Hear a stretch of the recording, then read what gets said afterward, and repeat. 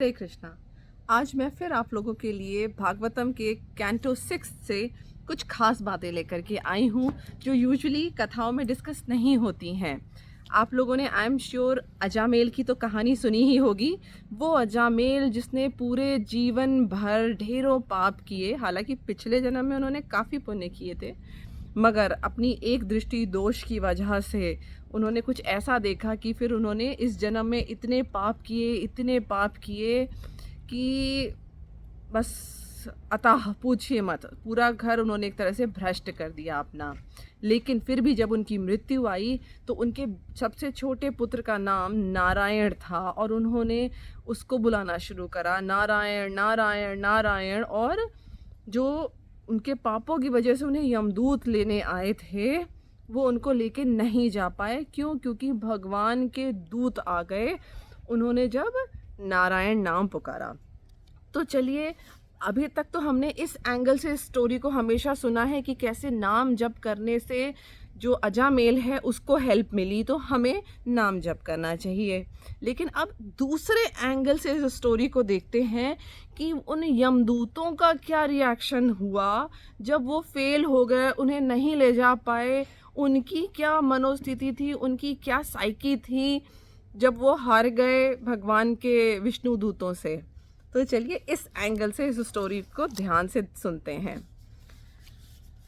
राजा, अब देखिए, शुकदेव गोस्वामी कथा सुना रहे हैं, राजा परीक्षित सुन रहे हैं। तो उन्होंने जब स्टोरी सुनी तो वो ही वॉज सरप्राइज। तो राजा परीक्षित पूछते हैं शुकदेव गोस्वामी को संबोधित करते हुए, हे प्रभु, हे शुकदेव गोस्वामी, यमराज सारे जीवों के धार्मिक तथा अधार्मिक कार्यों के नियंत्रक हैं, लेकिन उनका आदेश व्यर्थ कर दिया गया है जब उनके सेवकों अर्थात यमदूतों ने उनसे विष्णु दूतों द्वारा अपनी पराजय की जानकारी दी, जिन्होंने उन्हें अजामिल को बंदी बनाने से रोका था। तो यमराज ने क्या उत्तर दिया? बट ऑब्वियस सी बात है कि यमराज ने भेजा अपने यमदूतों को लेकर के और वापस लेकर के आ नहीं पाए, तो क्या रिएक्शन होगा? इतनी बड़ी, मतलब ही इज सो पावरफुल। हे महर्षि, इसके पूर्व यह कहीं भी सुनाई नहीं पड़ा कि यमराज के आदेश का उल्लंघन हुआ हो। इसलिए मैं सोचता हूँ कि लोगों को इस पर संदेह होगा जिसका उन्मूलन अन्य कोई नहीं अपितु आप ही कर सकते हैं। चूँकि ऐसी मेरी दृढ़ धारणा है, इसलिए कृपा करके इस घटनाओं के कारणों की व्याख्या करें। मतलब अब राजा परीक्षित भी पूछ रहे हैं कि आप ही इसका सही जवाब दे सकते हैं, आखिर हुआ क्या था ऐसा। श्री शुकदेव गोस्वामी ने उत्तर दिया अब, हे राजन, जब यमराज के दूत विष्णु दूतों द्वारा चकरा दिए गए और पराजित कर दिए गए तो वे अपने स्वामी संयमनीपुरी के नियंत्रक तथा पापी पुरुषों के स्वामी यमराज के पास इस घटना को बताने पहुंचे। यमदूतों ने कहा, हे प्रभु, भौतिक जगत में कितने नियंत्रक या शासक हैं? प्रकृति के 3 गुणों सतो रजो तथा तमो गुण के अधीन संपन्न कर्मों के विविध फलों को प्रकट करने के लिए कितने कारण उत्तरदायी हैं? अब वो सोच रहे हैं कि जो उनके बॉस हैं यमराज, उनके अलावा तो कोई बॉस ही नहीं हो सकता है, ही इज सो पावरफुल। तो अब वो पूछ रहे हैं अपने ही बॉस से कि आपके अलावा कितने बॉस हैं यहाँ पे? यदि इस ब्रह्मांड में अनेक शासक, ऐसे करके मतलब कई बातें बोल रहे हैं।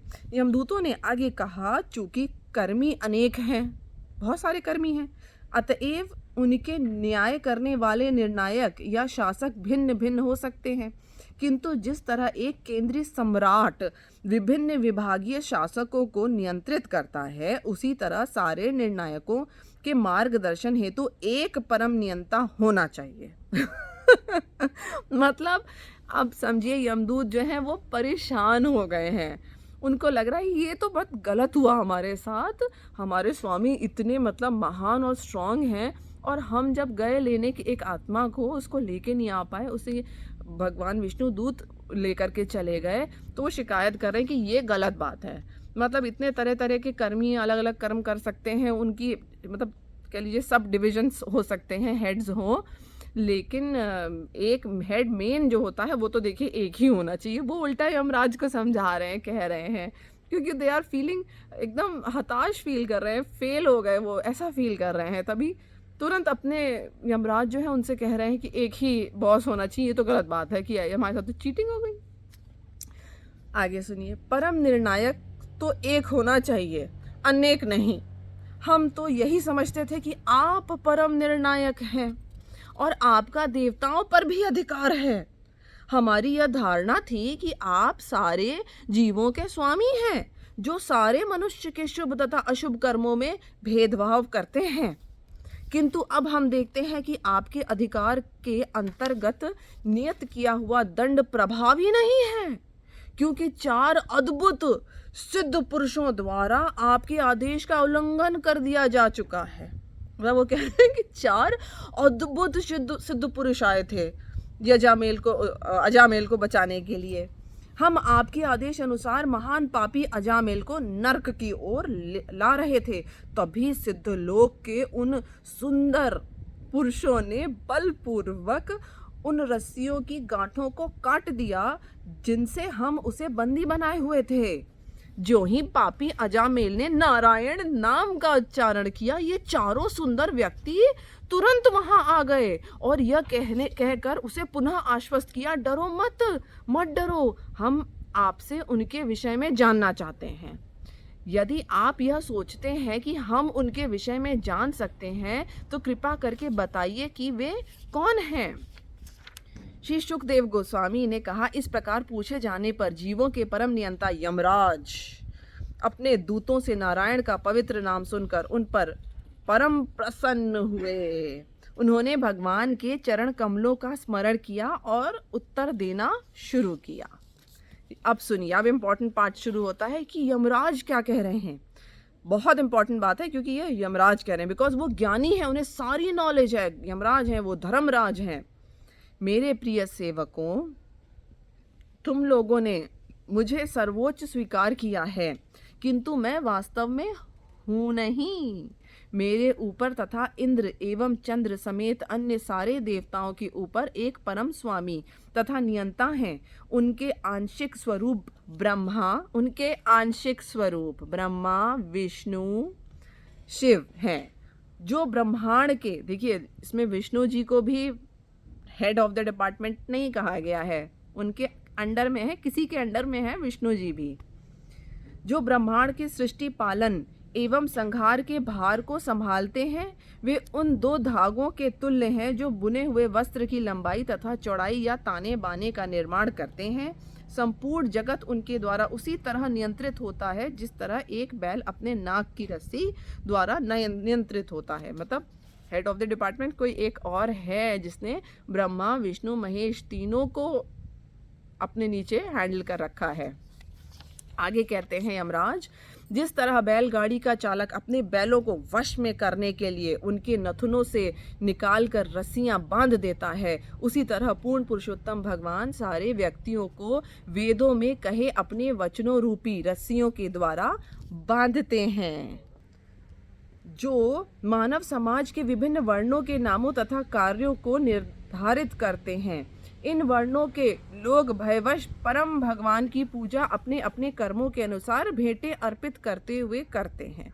देखिए, इसमें भगवत गीता में भी कृष्णा ने कहा है कि मैं ही उन लोगों की भक्ति को, कह लीजिए जिस भी देवी देवता के प्रति आप आसक्त होंगे, कृष्णा उन्हें वो पावर दे देंगे, कहेंगे ठीक है, ये तुमसे कुछ मांग रहा है, इसको दे दो, ये तुमसे 10 लाख रुपए मांग रहा है, इसको तुम 10 लाख रुपए दे दो, सो दैट कि तुम्हारी ऊपर इसकी श्रद्धा बलवती हो जाए। तो कृष्णा ही उनको ये पावर्स देते हैं कि वो आपको वो चीज़ें दें जो आप उनसे मांग रहे हैं। उसी तरीके की बातें देखिए यमराज भी भागवतम में कह रहे हैं कि हम कैसे डिफरेंट देवी देवताओं के पीछे पड़े रहते हैं, लेकिन ब्रह्मा, विष्णु, महेश, इनसे ऊपर एक और भगवान हैं जिनको जल्दी कोई समझ नहीं पाता। ये भी बताएंगे, समझने वाली बात है।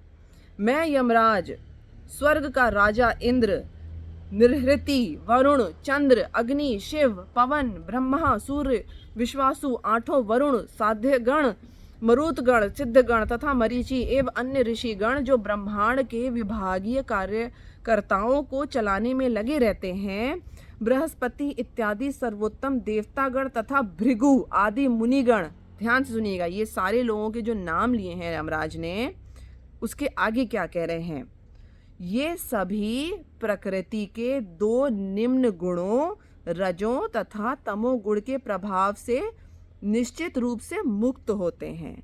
देखिए, हम मनुष्य हैं, हम पे 3 गुण लागू होते हैं प्रकृति के 110%। सब हम सब फंसे हुए से निकल ही नहीं सकते हम, तमोगुण, रजोगुण और सतोगुण। लेकिन ये जो मैंने सारे नाम लिए हैं, इनके ऊपर रजोगुण और तमोगुण का प्रभाव नहीं होता है, ये लोग सतोगुण में ही स्थित हैं। फिर भी यद्यपि हम सतोगुणी हैं तो भी, मतलब यमराज भी देखिए सतोगुणी हैं, तो भी हम पूर्ण पुरुषोत्तम भगवान के कार्यों को नहीं समझ सकते। तो फिर दूसरों के विषय में क्या कहा जाए, जो मोह के अधीन होने से ईश्वर को जानने के लिए केवल मानसिक उहापों वो करते हैं, मतलब स्पेकुलेट करते रहते हैं। एक्चुअली में ये हम ही लोगों के लिए बोल रहे हैं यमराज, क्योंकि हम मनुष्य, हमें तो पता ही नहीं भगवान कौन है। हम ही नहीं, एक्चुअली में जिनकी बात इन्होंने करी है वो भी ठीक से नहीं जानते हैं, क्योंकि देखिए यमदूत जो हैं उनके, वो भी नहीं जान रहे हैं कि ये कौन थे और इतने बलवान कैसे थे ये। जिस तरह शरीर के विभिन्न अंग आँखों को नहीं देख सकते, उसी तरह सारे जीव परमेश्वर को नहीं देख सकते हो। हर एक के हृदय में परमात्मा के रूप में स्थित रहते हैं, न तो इंद्रियों से, न मन से, न प्राणवायु से, न हृदय के अंदर के विचारों से, न ही शब्दों की ध्वनि से जीवात्माएं परमेश्वर की असली स्थिति को निश्चित कर सकते हैं। पूर्ण पुरुषोत्तम भगवान आत्मनिर्भर तथा पूरी तरह स्वतंत्र हैं। वे माया समेत हर एक के स्वामी हैं। वे रूप, गुण तथा स्वभाव से युक्त हैं और इसी तरह उनके आदेश पालक अर्थात वैष्णव जो अत्यंत सुंदर होते हैं, उन्हीं जैसे ही शारीरिक स्वरूप, दिव्य गुण तथा दिव्य स्वभाव से युक्त होते हैं। वे इस तरह जगत में पूर्ण स्वतंत्रता के साथ सदैव विचरण करते रहते हैं। भगवान विष्णु के दूत जिनकी पूजा देवता भी किया करते हैं, मतलब जो भगवान विष्णु के दूत हैं उनकी भी पूजा देवता करते हैं। विष्णु जी की तो अलग है, उनके दूतों की भी पूजा करते हैं देवता लोग। विष्णु जैसे ही अद्भुत शारीरिक लक्षणों से युक्त होते हैं और विरले ही दिखाई देते हैं। देखिए, ये पैराग्राफ बहुत इंपॉर्टेंट है, मुझे तो बहुत मजा आया इसको पढ़ करके, कि जो विष्णु जी के दूत हैं वो विरले ही किसी को दिखाई देते हैं।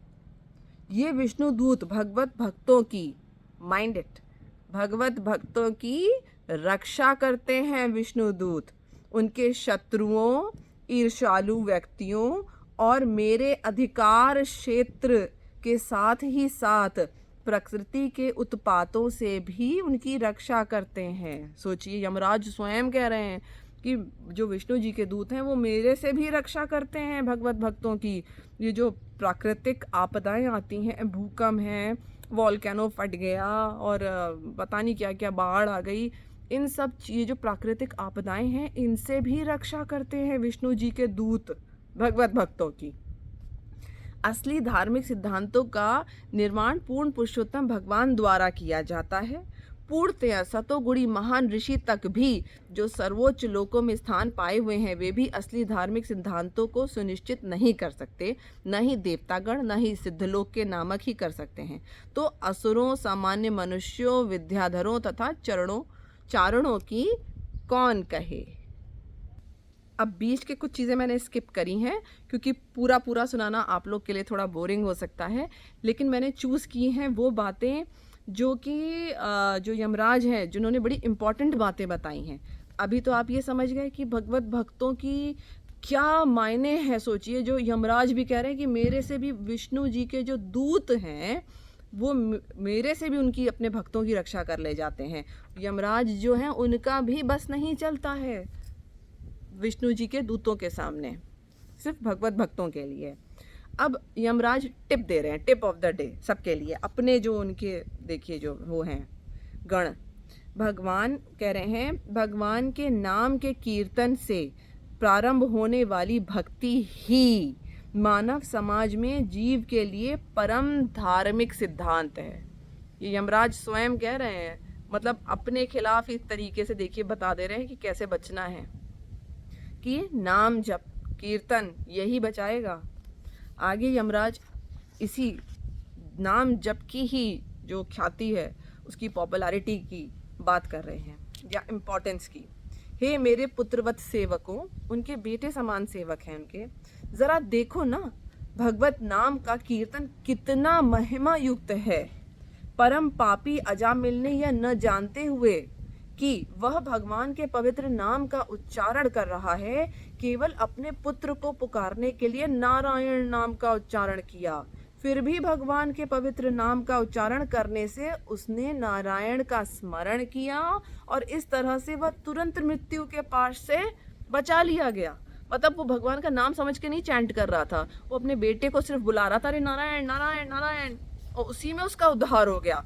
मतलब कि अगर किसी कोई गलती से भी भगवान का नाम बोल दे मरने से पहले, कह लीजिए, या जीवन में कि हमको अरे कृष्णा नगर जाना है, हमको राधा कॉलोनी किधर है उसी से उसका उद्धार हो जाएगा। आगे बड़ी इंपॉर्टेंट बताते हैं बात। अतएव यह समझ लेना चाहिए कि मनुष्य भगवान के पवित्र नाम का और उनके गुणों तथा कार्यों का कीर्तन करने से समस्त पाप फलों से सरलता से छुटकारा पा जाता है। पाप फलों से छुटकारा पाने के लिए इसी एकमात्र विधि की संस्तुति की जाती है। यदि कोई अशुद्ध उच्चारण, माइंड इट, ये क्वेश्चन बहुत लोग पूछते हैं, यदि कोई अशुद्ध उच्चारण द्वारा भी भगवान के नाम का कीर्तन करता है, जैसे बहुत से लोग कहते हैं कि हम तो हरे कृष्ण ण नहीं कह रहे हैं, न कह रहे हैं, कृष्ण कृष्ण कृष्ण कह रहे हैं, कृष्ण कृष्ण कृष्ण कृष्ण टेढ़ा मेढ़ा भी बोल जाते हैं। या भगवत गीता में प्रभुपाद ने जो गीता लिखी है उसमें कृष्णा की स्पेलिंग डिफरेंट लिखी है, तो लोग उसको लेके माइंड कर जाते हैं, हालांकि उसका प्रोनाउंसिएशन एक ही निकलता है, वो फॉरेनर्स के पढ़ने में इजी हो जाए इसलिए ऐसे लिखा गया है, तो लोग माइंड करते हैं। तो अगर इसमें यमराज स्वयं कह रहे हैं कि अगर आपने गलत भी प्रोनाउंस कर दिया नाम उनका, तो भी सेम आपको गति मिलेगी जो सही नाम प्रोनाउंस कर रहा होगा। यदि कोई अशुद्ध उच्चारण द्वारा भी भगवान के नाम का कीर्तन करता है तो उसे भव बंधन से छुटकारा मिल जाएगा, किंतु यदि वह अपराध रहित होकर कीर्तन करे। उदाहरणार्थ, अजामिल अत्यंत पापी था, किंतु मरते समय उसने पवित्र नाम का उच्चारण किया और यद्यपि वह अपने पुत्र को पुकार रहा था, किंतु उसे पूर्ण मुक्ति प्राप्त हुई क्योंकि उसने नारायण के नाम का स्मरण किया। तो सोचिए, यमराज खुद जो हैं इतना गाइड कर रहे हैं अपने यमदूतों को। आगे कहते हैं, पूर्ण पुरुषोत्तम भगवान की माया द्वारा मोहग्रस्त होने के कारण याज्ञवल्क्य, जैमिनी, ये बहुत बड़े ऋषियों के नाम ले रहे हैं, तथा अन्य शास्त्र प्रणेता भी 12 महाजनों की गुह मतलब सीक्रेट धार्मिक प्रणाली को नहीं जान सकते। देखिए, पॉइंट ये है कि बहुत सारे लोग जो हैं वो बहुत सारे डिबेट्स में पड़े हुए हैं इस दुनिया में कि ये बड़ा कौन, वो छोटा कौन। देखिए, किसी को बड़ा मत कहिए, किसी को छोटा मत समझिए, बस एक बात को समझिए कि जो मुकुंद हैं वो इस डिपार्टमेंट के हेड हैं जो आपको मुक्ति प्रदान कर सकते हैं, और मुकुंद कौन है? वो स्वयं श्री कृष्ण हैं। तो अब इस डिबेट से बाहर निकल करके कि कौन बड़ा है कौन छोटा है, हमें पता है कि मुक्ति के दाता मुकुंद हैं, तो बस हमें मुकुंद जो है उनकी भक्ति करनी है। और सबसे इम्पॉर्टेंट बात जो यमराज जी ने कही है कि एक तरफ उन्होंने उनकी पावर की ख्याति बताई अपने दूतों को, और दूसरी तरफ बताया कि कैसे उनके नाम का जप, नाम का कीर्तन करने से, गलत प्रोनाउंस करने से भी मुक्ति प्राप्त होती है। गलत नाम प्रोनाउंस करने से भी आप जो है एक स्पिरिचुअल एंटिटी बन जाएंगे। पॉइंट यहाँ मुक्ति प्राप्त करना नहीं है, मुक्ति तो बहुत छोटी सी चीज़ है, आपको उनका नाम जप करने से उनकी भक्ति प्राप्त हो जाएगी। जो मुक्ति देवी हैं वो भक्ति देवी की भी दासी हैं। तो भक्ति जो है वो इतनी इम्पॉर्टेंट चीज़ है कि उसके बाद इसलिए इम्पॉर्टेंट है कि आपके मज़े की चीज़ है, आपको, हमको सबको एंटरटेनमेंट पसंद है, एक अच्छा लाइफस्टाइल पसंद है, तो भक्ति जो है हमको बहुत अच्छा लाइफस्टाइल देती है। स्पेशली इस पंचभूत से सड़े हुए शरीर से, जिसमें बोन्स हैं, कैल्शियम से बनी, ब्लड है और पता नहीं क्या क्या है, ऐसे बॉडी से हमको मुक्त कराता है भगवान का नाम जप, और हमें स्पिरिचुअल बॉडी प्रोवाइड कराता है, स्पिरिचुअल प्लैनेट प्रोवाइड कराता है, स्पिरिचुअल रेजिडेंस प्रोवाइड कराता है, स्पिरिचुअल रिलेटिव्स प्रोवाइड कराता है, जो कि विद गारंटी कार्ड आते हैं कि वो कभी मरेंगे नहीं, उन्हें कभी कोई डिजीज़ नहीं होगी, वो बूढ़े नहीं होंगे, ऐसे रिलेटिव्स मिल जाते हैं। तो सोचिए, भगवान का सिर्फ नाम जप ही करना है और ये सारी फैसिलिटीज़ आप अवेल कर सकते हैं। आई होप इस तरह से इस स्टोरी को इस एंगल से मैं बहुत अच्छे से आप लोग के सामने प्रेजेंट कर पाई हूँ और इससे आपको काफ़ी कुछ सीखने और समझने को मिले। आपका जो विश्वास है भगवान के ऊपर वो मैं प्रेरणा मेरी कुछ प्रेरणा से कुछ कह लीजिए इस एफर्ट से और प्रबल हो और आप भी भगवत भक्ति को प्राप्त हो। हरे कृष्णा।